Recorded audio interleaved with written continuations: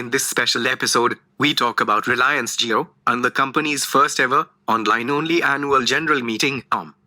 Must listen, folks. Must listen. Data is the new oil. The AGM started with a bang, a massive investment from Google as part of its India Digitization Fund. The search giant was buying into the Jio dream, and pundits lauded Mukesh Ambani for delivering another masterstroke. But one thing stood out. Google got in on the act at a significant discount compared to other partners. THEY paid approximately 33,700 crores for a 7.7% stake in Jio Platforms, whilst Silver Lake, another early investor, had to cough up 10,200 crores for a 2% stake. I'm not sure if you are doing the math here, but if Silver Lake was buying 7.7% like Google, they would have had to pay approximately 37,800 crores, roughly 12% more than the search giant's acquisition price, a hefty premium. Now you could suggest that Reliance Jio flees Silver Lake, but that would be inaccurate since this disparity alludes to something very different: the nature of their strategic partnership. It's quite simple really. Google isn't just bringing the cash. It's bringing a whole lot more to the table. As Google CEO Sundar Pichai noted, Google and Jio Platforms have entered into a commercial agreement to jointly develop an entry-level, affordable smartphone with optimizations to the Android operating system and the Play Store. Together we are excited to rethink, from the ground up, how millions of users in India can become owners of smartphones. And that's the bottom line. This is an attempt to drive smartphone penetration in the country. It's an attempt to build a phone that could potentially unlock new opportunities and boost data consumption. You can't just stick a regular Android smartphone and expect rural consumers to take a liking to it. They have different aspirations. They have different needs. For instance, rural consumers are more likely to use UC web browser because it employs complex compression techniques and loads web content faster whilst using less data. They use websites like Songs PK to download music for free, since streaming doesn't work well on 2G connections. They still use feature phones because even the most affordable smartphones in this country are too expensive. So if Mukesh Ambani really wants to create a 2G Mukt Bharat, he has to reinvent the smartphone, including the operating system that powers it, and Google is quintessential to this cause. Also, this strategic partnership isn't just limited to Google. Facebook was offered a similar discount for bringing WhatsApp into the equation and pairing it with JioMart. For the uninitiated, JioMart is an ambitious project, the likes of which you've probably never seen before. With JioMart, Reliance wants to connect thousands of kirana stores to the internet. They want them to accept orders online, fulfill them, and cater to a much larger audience. Now obviously you could just build an app and force consumers and store owners to transact on this new platform. But that would be a suboptimal solution. Instead, if you introduce something more familiar, you could increase adoption and engagement rates almost instantaneously. Familiarity breeds attraction. People take an instant liking to something they already know. It's called the mere exposure effect, a psychological phenomenon where people tend to develop a preference for things merely because they are familiar with them. So if Jio was looking to introduce new products and wade into uncharted territories, it would be better off piggybacking on something more familiar. Something like WhatsApp. After all, there aren't a lot of applications that are more ubiquitous and intuitive than WhatsApp, right? So if people could buy groceries off their local kirana stores using the app, that would be a game changer. As an article in the drum notes, for the longest time, Indian e-commerce has largely been dominated by Amazon and Walmart-backed Flipkart, which controls just over 62% of the market, split almost evenly. Now, the Facebook-Jio partnership introduces a formidable third force into the mix. In the long run, this alliance will counter the growth of Amazon and Flipkart, but it could completely disrupt the way e-commerce is run in the world's largest democracy, enabling rural Indian commerce. Means both Jio and Facebook will have unparalleled insights into purchasing habits, needs, and challenges of an entirely new consumer class the world of e-commerce has known least about until now. There was also another big promise: Jio 5G.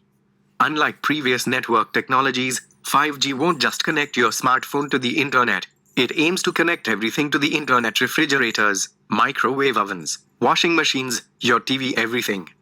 It's meant to deliver more data with higher reliability and offer users a more uniform experience across devices.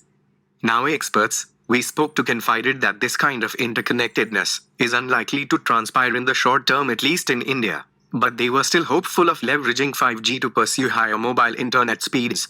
So when Mukesh Ambani stated that 5G would be ready for field deployment next year, there was considerable fanfare surrounding this announcement. However, there is still one problem: spectrum allocation times. Think of spectrum allocation as the government's way of auctioning radio frequencies, 5G airwaves for example.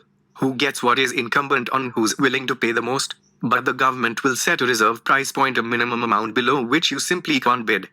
If the government thinks the likes of Reliance and Airtel are unlikely to make a lot of money out of 5G, they'll set this bar pretty low. However, if they think the telcos are likely to make a killing, they'll ensure the reserve price stays up.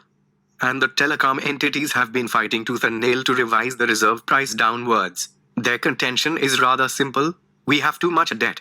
People pay too little money for our services. You have to stop fleecing us. And the government, well, they aren't budging either. Their position is very clear. India's market opportunity is massive and it'd be a travesty to sell the spectrum for a pittance. So they want to pursue a high reserve price. But here's the kicker: trials can't begin unless they resolve this stalemate. Meaning, 5G will remain a theoretical proposition until spectrum allocation concludes. Also, even if they do resolve the stalemate, a higher reserve price will push costs across the board. 5G will probably be much more expensive than any 4G data plan you've seen so far. And unless you are really bothered about your 4G network, you are unlikely to make the transition. So despite the fanfare, widespread 5G adoption will probably take some time. But wait, there is something else that might cheer you up: Jio TV Plus. It's another ambitious project to aggregate multiple content platforms on Jio set-top box: Netflix, Amazon Prime Video, Disney Plus Hotstar, Eros Now, YouTube, you name it. All your favorite streaming platforms in one place, available with a single login. A masterstroke. Of course, success here will depend on pricing, pesky fiber connections, and how people take to Jio TV Plus. But if Reliance can make the likes of Netflix and Prime Video more accessible, it will do wonders for the content ecosystem in the country. More paying subscribers translate to better revenues for streaming platforms. A bigger revenue pie means they can reinvest more proceeds. Reinvesting more proceeds will eventually translate to bigger budgets for production houses, and maybe it will provide a much-needed boost to an industry that's currently reeling from the after effects of COVID-19. This could potentially be a win-win for all parties involved, but maybe we should wait for the fine print before we get too ahead of ourselves. Besides this, there were other announcements that also piqued our interest. 1. There was Jio Glasspoint, a mixed reality headset that you can use to video call, share presentations, and conduct holographic classes. Not sure if this will devolve into another novelty item like Google Glass, but the design looks pretty neat. 2. There was also that initiative around Virtual Classrooms Point, a platform that will include video lectures, study material, personalized lessons, tests, practice sessions, all weaved into one seamless experience. An affront to use perhaps? 3. And some exclusive new details about Jio Health Hub Point Times by a platform that provides end-to-end healthcare services, including online video consultation with doctors, lab tests, etc. Like Practo, you know?